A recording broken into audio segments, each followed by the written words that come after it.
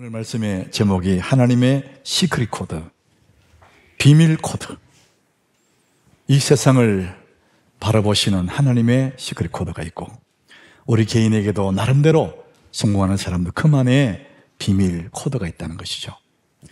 제가 오랜만에 한 6년 전에 읽었던 그 책을 다시 이북으로 이렇게 한번 리뷰를 했었습니다, 어제.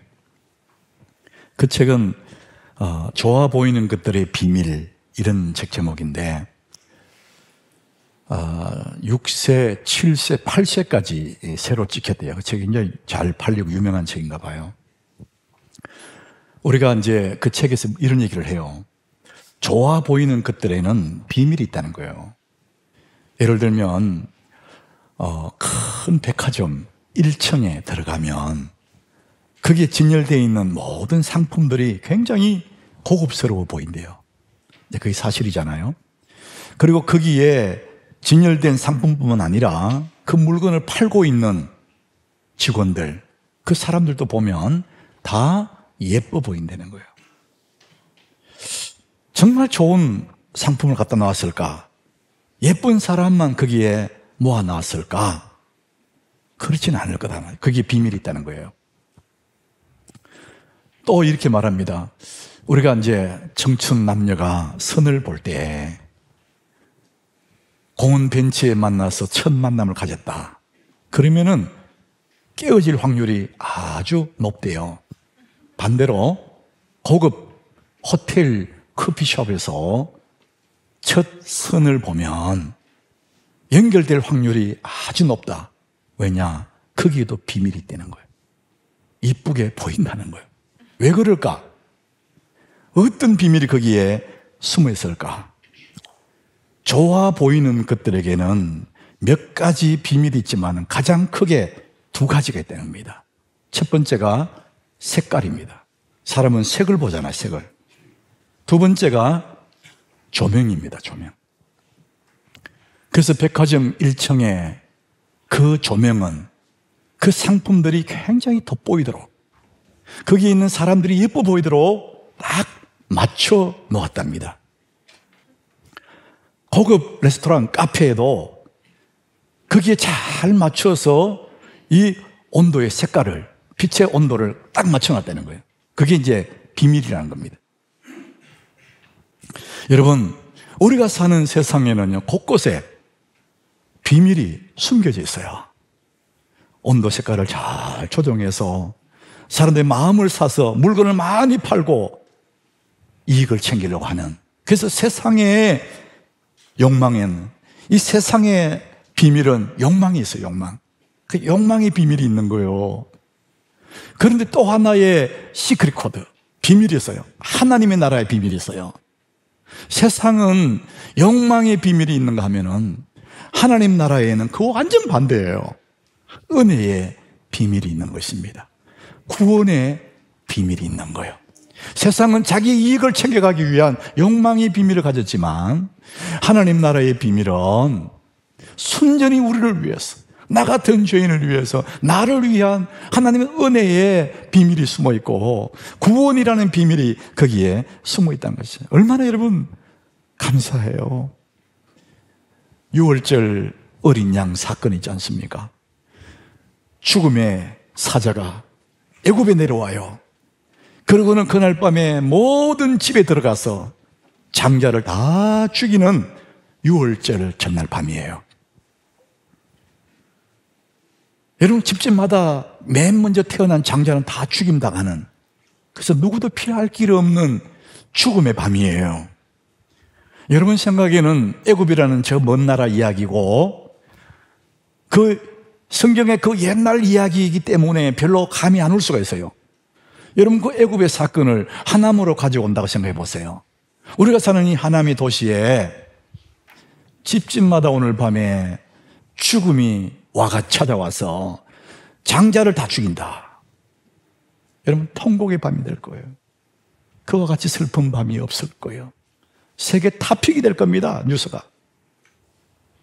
죽음의 사자가 와서 다 죽이는 통곡의 밤, 그 밤에도 하나님이 살 길을 하나 열어놨어요.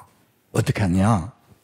1년 된 양을 잡아서, 어린 양을 잡아서 양의 피를 바깥 문에다가 발라놓으라는 거예요. 그러면은 그 피가 발려있는 집에는 죽음의 사자가 왔다가 그 피를 보고 안 들어간다는 겁니다.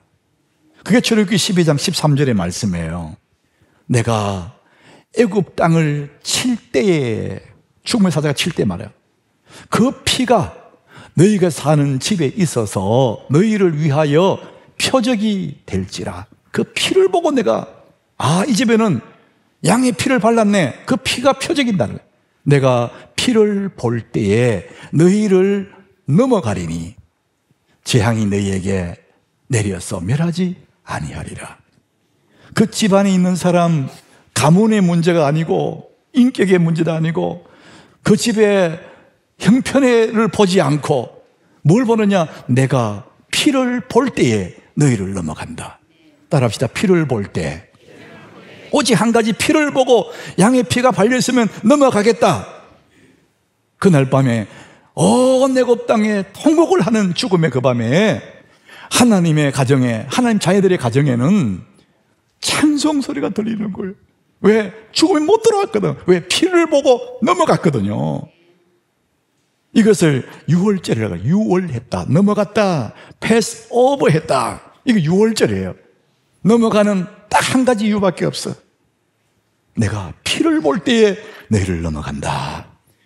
그 당시에 애굽 사람들이 문화에 피를 발라놓은 거 보고 얼마나 욕을 했겠어요. 왜 대문에 저런 피를 발라놨어? 혐오스럽게. 저 빨간 피, 저게 뭐야 저게? 비난했을 거예요. 왜 모르니까? 하나님의 비밀을 모르니까 왜 피를 발랐을까? 그런데 하나님의 자녀들은 그 피가, 그 양의 피가 죽음을 명쾌한다는 하나님의 시크릿 코드를 알고 있다는 것이죠. 오늘 본문의 세례 요한도 그걸 아는 거죠. 오늘 29절에 세례 요한이 그 얘기를 하는 거예요. 이튿날 요한이 예수께 자기의 나오심을 보고 이르되 보라, 세상 죄를 지고 가는 하나님의 어린 양이로다. 예수님이 오는 거 보고 한순간에 알아본 거죠. 유월절 어린 양이네. 우리가 죽을 그 자리에 하나님의 어린 양이 세상 죄를 지고 갔기 때문에, 죽으셨기 때문에 그 죽음이 못 들어오고 넘어갔던 예수님의 그 어린 양이 그것을 한순간 알아본 거죠.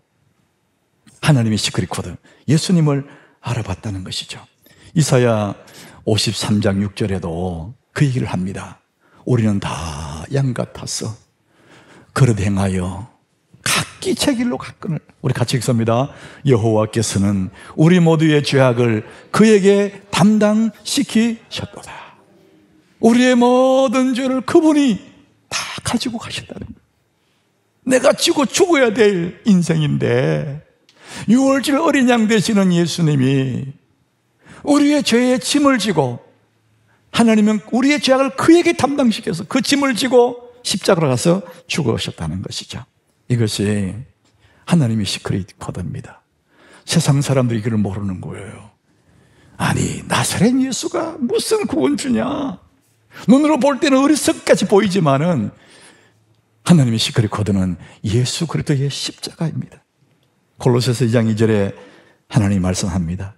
하나님의 비밀인 그리스도를 깨닫게 하려 합니다. 그리스도가 누구냐? 하나님의 비밀이라는 거예요. 하나님 비밀인 그리스도를 깨닫게 하려 합니다. 남들은 볼 때 나사렛 예수다, 목수의 아들이다 이렇게 말하지만 하나님의 비밀인 그리스도, 그 다음 절에 보니까 그 안에, 그 그리스도 안에, 하나님 비밀인 그리스도 안에는 지혜와 지식의 모든 보화가 감추어져 있느니라. 하나님의 시크릿, 예수 그리스도의 십자가 안에는 지혜와 지식의 모든 보화가 감추어져 있답니다. 여러분, 우리가 이 하나님의 비밀인 예수님을 우리가 알게 됐고, 그 예수님 때문에 내가 살게 되고, 내 죄를 가지고 가시기 때문에 나는 영생을 얻게 된 은혜가 얼마나 감사합니까? 우리가 뭐 뛰어난 사람이어서가 아니고, 내가 뭘 막 노력해서가 아니라 하나님의 비밀인 시크릿, 그 예수 그리스도를 우리가 믿게 되고 알게 되고 그분을 따르게 된 것이 너무너무 감사한 하나님의 은혜입니다. 여러분, 하나님의 은혜에 감사하시기 바랍니다. 큰 복을 받은 거죠. 스펄전 목사님, 아마 다 이름은 아실 거예요. 스펄전. 이 스펄전 목사님은 본인이 유명한 목사지만 그분이 목사의 아들이래요. 그래서 어린 시절, 10대 시절에 목사의 아들로 자랐지만 큰 마음의 고통들을 경험했다는 거예요. 심적인 고민과 고통이 너무 컸다는 거예요. 그러면서 자기의 심경을 이렇게 표현했어요. 나의 세계는 태양이 없는 하늘이었다. 너무 힘들고 어려워서 자기의 심경의 표현이, 자기 내면의 세계는 태양이 없는 그런 하늘 아래 살고 싶다는 거예요. 하나님 앞에 내 죄가 너무 중하여 아무런 소망이 없어 보였다. 그래서 나는 기도했다. 내가 얼마나 기도했는지 하나님은 아신다. 그러나 응답은 희미한 별빛만큼도 새어나오지 않았다. 그래서 성경 말씀을 부지런히 읽었다. 그러나 성경의 무서운 경고가 더욱더 내 마음을 불안에 떨게 만들었다. 길이 없었다는 거예요. 그래서 그는 그의 심정이 자기의 인생은 태양이 없는 하늘 아래 있는 것 같다. 이런 고백을 하는 거예요.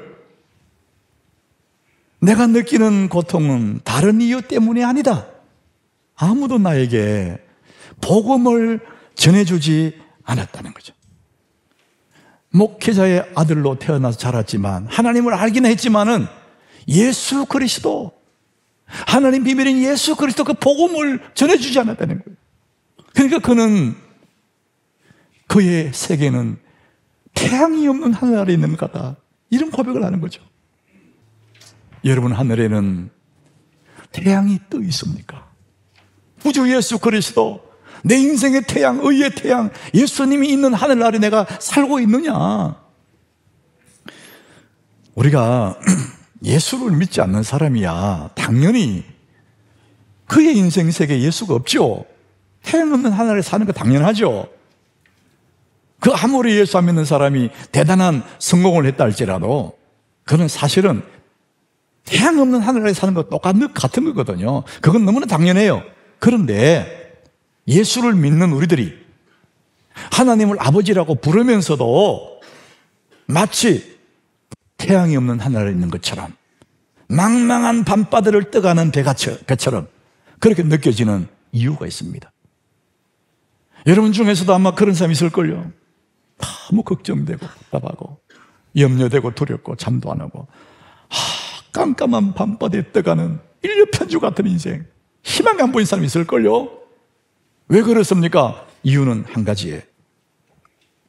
죄의 구름이 태양을 가리워서 보이지가 않게 하는 거예요.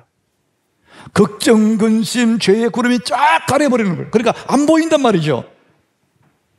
창세기 2장 17절에 보니까 하나님이 동산에 있는 모든 열매들을 다 먹어라. 그러면서도 한 가지만 지켜라. 네가 선악을 알게 하는 나무의 열매는 먹지 마라. 그렇게 말씀하셨거든요. 그리고 네가 먹는 날에는 정령 죽으리라 한 경고가 있거든요. 그런데도 인간은 하나님 말씀을 어기고 그 선악을 알게 나무를 먹었어요. 그러니까 그때부터 아담과 하와 이후부터 죽게 되는 거죠. 죄의 짐을 지게 되는 겁니다. 세상에 쓰고 묵은 짐 안 진 자는 아무도 없어요. 왜? 아담과 하와의 후손들이니까. 그래서 사람들은 괴롭고 답답하면 누군가를 찾아가서 막 얘기를 해요. 좀 시원하려고. 너무 답답하니까. 술만 먹으면 막 술광전 부리는 사람이 있어요. 술 먹고 조용한 사람 봤습니까? 감정이 올라가지고 떠들고 막 그러잖아요. 인간은 막 술을 먹고 잊어보려고 하고 누군가를 만나서 막 얘기하면서 잊어보려고 하지만은 냄새도 없고 모양도 없는 그 죄의 짐이 우리 목을 쪼는 거예요. 아무리 발버둥을 치고 아무리 애를 써도 이 죄의 짐을 벗을 길이 없는 거예요. 자, 그래서 오늘 다시 29절에 갑니다. 하나님이 이 땅에 예수님을 보낸 거죠. 보라, 세상 죄를 지고 가는 하나님의 어린 양이로다. 우리의 힘으로는 그 죄를 없애할 수 없으니까 하나님이 시크릿 코드 예수님을 이 땅에 보내셔서 예수님이 우리의 죄를 지고 십자가를 향해 갔었어. 거기서 죽으심으로, 유월절 어린 양이 죽음으로 그 피가 발려있는 집에는 죽음이 못 들어가는 하나님의 시크릿 코드가 거기에서 만들어진 것입니다. 여러분, 세상 사람들은 예수님을 알지 못합니다. 유월절 어린 양의 피를 왜 저리 발라놨냐, 뭐를 교회 가느냐 이렇게 말합니다. 나사렛 예수 요셉의 아들, 그분이 무슨 구세주냐 이렇게 말을 합니다. 그런데 여러분, 오늘 본문에 이 세례 요한도 다 그렇게 보는데 어떻게 이 세례 요한이 그분이 하나님 어린 양인지 어떻게 알았을까? 33절에 이렇게 말합니다. 나도 그를 알지 못하였으나. 자기도 몰랐대요. 31절도 그 말이죠. 나도 똑같이 말하면 나도 그를 알지 못하였다. 그런데 나를 보내신 그분이 내게 말씀하셨다는 거예요. 성령이 그 위에 임하는 것을 보거든, 누구 위에 성령이 내려 있는 것을 보거든 그가 곧 성령으로 세례를 베푸는 자인 것을 알으라는 거죠. 그 세례 요한이 그런 눈으로 예수님을 이렇게 보는 거예요. 예수님 위에 성령이 쫙 임해 있거든요. 자기가 요단강에 세례 줄 때도 성령이 내려와서 그 위에 임하는 것을 봤거든요. 그러니까 그 예수님을 보는 순간에 아, 이분이 그분이다.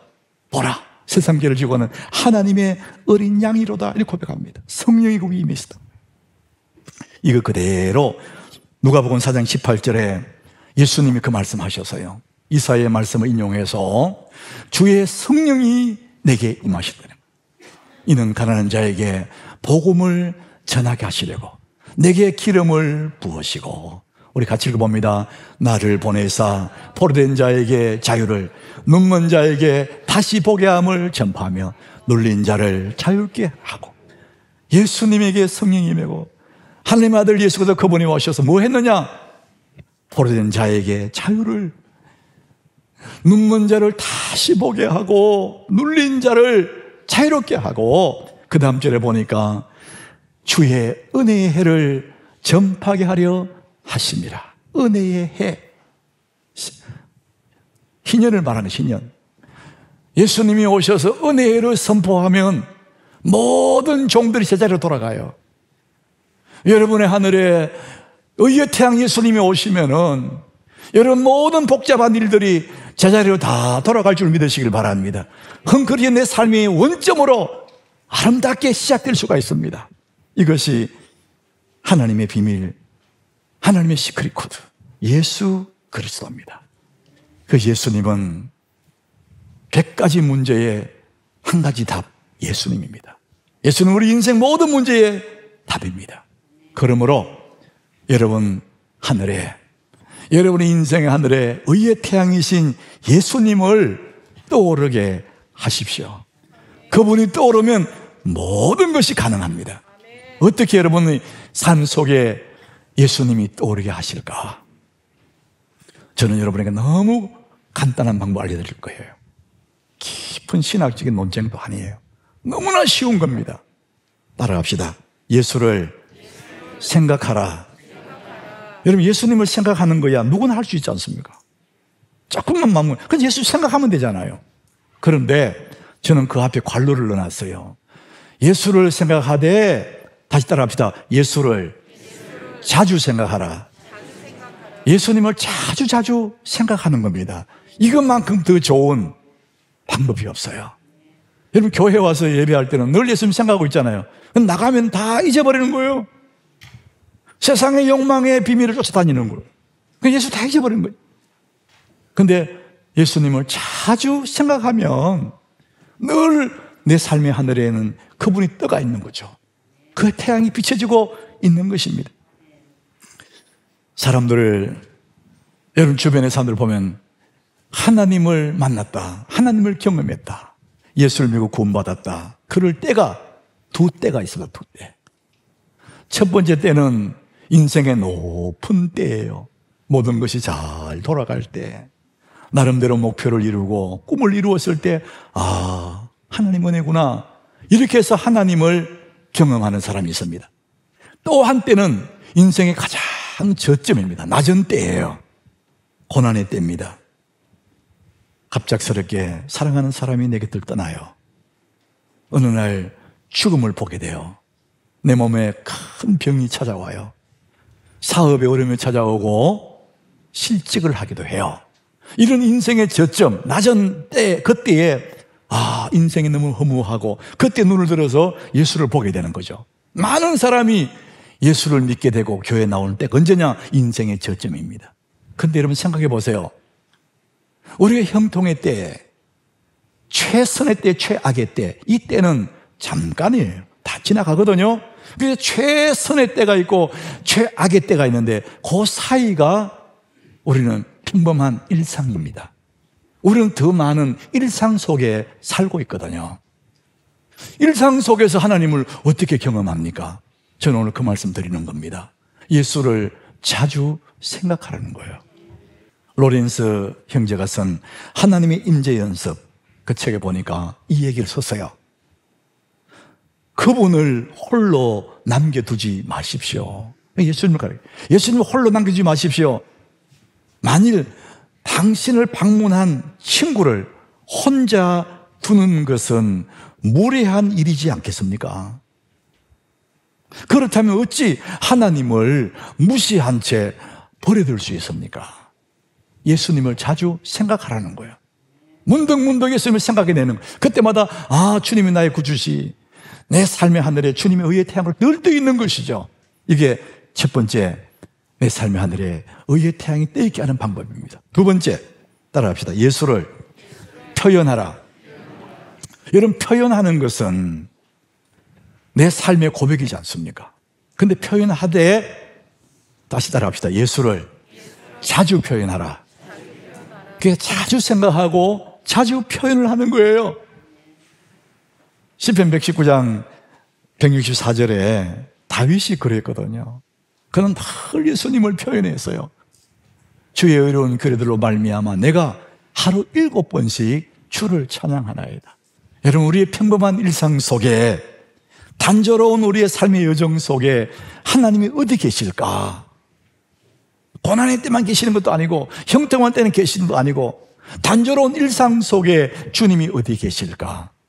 주님은 우리가 감사할 때 그 감사 속에 주님의 임재를 경험하게 될 것입니다. 여러분의 하늘에는 의의 태양 주님이 늘 비추고 있는 것을 경험하게 될 것입니다. 여러분, 하나님의 시크릿 코드, 예수의 십자가입니다. 죽어서 사는 길을 하나님 우리에게 보여주시는 겁니다. 예수는 십자가를 짐으로 죽음으로 사는 그것을 통해서 하나님의 큰 뜻을 이루어오신 거죠.